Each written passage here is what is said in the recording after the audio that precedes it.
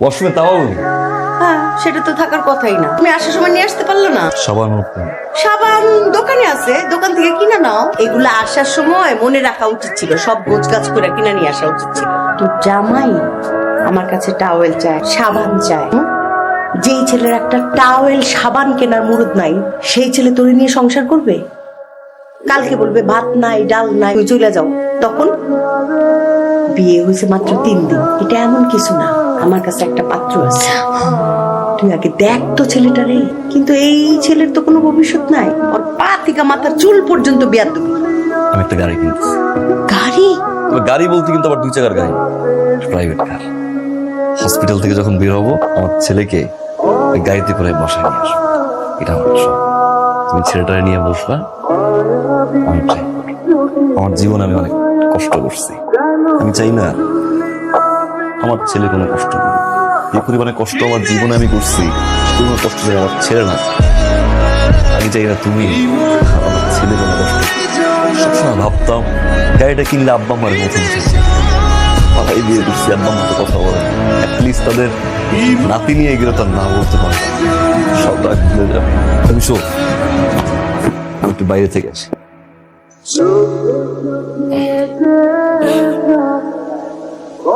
বাবা, আমি তো ভিতরে যাইনি, তোমার কথাগুলো আমি ঠিকই শুনতে পাইছি। আমি জানি তুমি আমাদের দেখতে পারো না, আমি এক প্রকার তোমার কাছে শত্রুর মতো। তারপরে বাবা একটা কথা বলি, তোমার ভবিষ্যতের বাচ্চা নিয়ে এত কিছু গবেষণা, এত কিছু আনন্দ ফুর্তি, এগুলা বলতে হয় না, তাতে অমঙ্গল হয়। চলো এখন ভিতরে যাই, আবার রাত তো অনেক হয়ে গেছে। তার উপর দিয়ে যদি তোমার মা জানে যে এখনো বাহিরে, আবার সে চিল্লাচিল্লি করবে, উল্টো পাল্টা কথা বলবে। ভয় পাওয়ার কিছু না, কিচ্ছু না। আমি আছি, মা আছে, সবাই তো আছে, ভয় পাওয়ার কি আছে?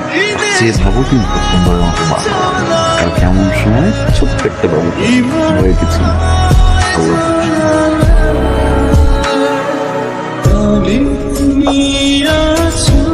দেরি করলা কেন? ওই আমি ওয়েট করতেছি। তাহলে আনছো কোথায় যাও? এটা কি? এটা হচ্ছে বাচ্চাদের পরিষ্কার করার জন্য। তোমাকে কে বলছে এটা আনতে? কেউ বলছে? আমি বলছি? বেশি বুঝি। কি অবস্থা? সবকিছু ঠিকঠাক। তুমি বাবা হয়েছো, তোমার পুত্র সন্তান হয়েছে। ছোট্ট একটা সমস্যা আছে তোমার সন্তান। বাচ্চাটার জন্মগতভাবে পাইলস বন্ধ, যিনি যত দ্রুত সম্ভব ঢাকা নিয়ে অপারেশন করাতে হবে। ওনাদের এখানে সেই অপারেশনটার ব্যবস্থা নাই, এই জন্য ঢাকায় নিয়ে যেতে হবে। তুমি বুঝতেছো না, দাঁড়ায় আছো কেন? তাড়াতাড়ি অ্যাম্বুলেন্সের ব্যবস্থা করো, বাচ্চাকে নিয়ে ঢাকায় রওনা দাও।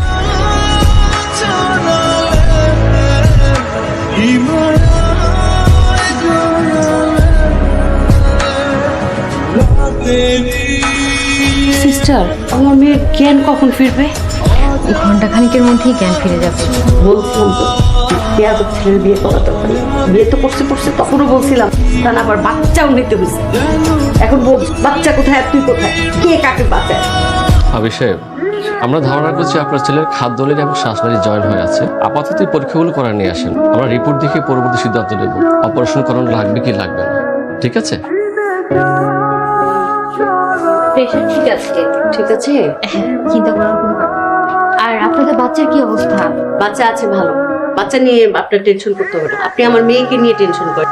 হ্যালো, ডাক্তার সাথে মাত্র কথা বললাম।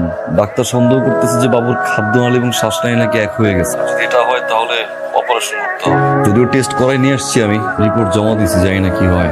শ্রাবণী কোথায়? একটু শ্রাবণীকে দেন না। শ্রাবণী তো ঘুমাচ্ছে। ওর যা কন্ডিশন, ওকে এইসব কিচ্ছু জানানো যাবে না।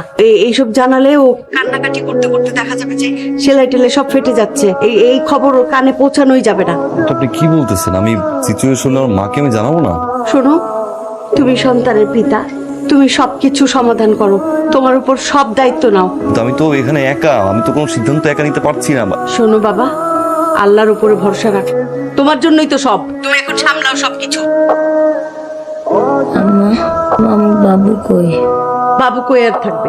100 বার বলি নাই যে ঠান্ডা লাগানো যাবে না। এখন বাবু তো পেট থেকে নিউমোনিয়া নিয়ে বের হয়েছে, বাবুকে নিয়ে ঢাকায় গেছে। আবার কে ফোন দেয়? হ্যালো, আম্মু, ডাক্তার যে সন্দেহ করছে তাই অপারেশন করার পরও নাকি বিপদ মুক্ত না। আমি তো বুঝতেছিলাম যে আমি কি করবো। শ্রাবণীর দেন আমি একটু কথা বলি। ডাক্তার বলছে যে তাকে কোনো রকম দেওয়া যাবে না।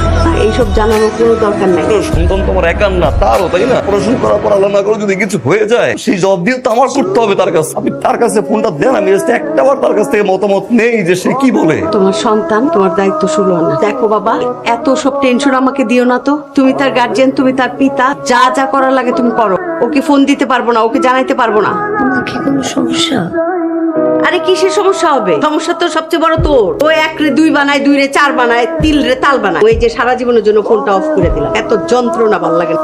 আবিদ সাহেব, আপনি বিগত 6-7 দিন যাবত আপনার সন্তানের জন্য যা করেছেন, এরকম একজন বাবাকে এমন একটা নিউজ দিতে এই প্রথম আমার খুব খারাপ লাগছে। আমার মেডিকেল টিম আমরা সর্বোচ্চ চেষ্টা করেছি। অপারেশন সাকসেসফুল হয়েছে, কিন্তু আপনার সন্তানের বডি স্টেবিলিটি এতই কম, সার্ভাইভ করতে পারছে না। বিশ্বাস করুন, আমরা আমাদের চেষ্টার কোনো ত্রুটি করিনি। হতে পারে আজকের রাত হয়তো আপনার সন্তানের জন্য শেষ রাত। We are sorry. আপনার স্ত্রী তার সন্তানকে যদি শেষবারের মতো দেখতে চায়, ওনাকে নিয়ে আসুন।